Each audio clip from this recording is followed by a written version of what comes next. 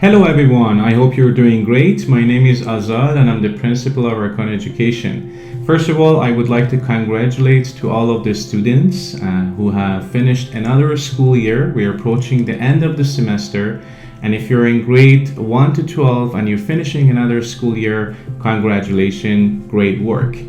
If you're preparing for graduation and for college, you're about to start another journey of your education, and we are proud to be part of it.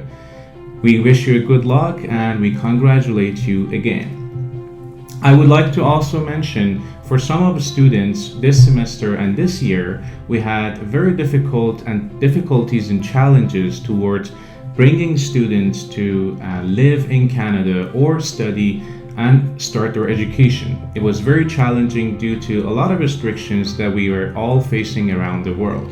We are very hopeful for the next semester starting from September 2021, and we are here to help you whether you want to start your education in high school, college, or university.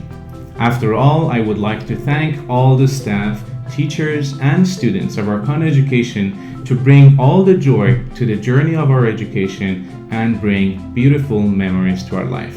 Thank you and see you next time.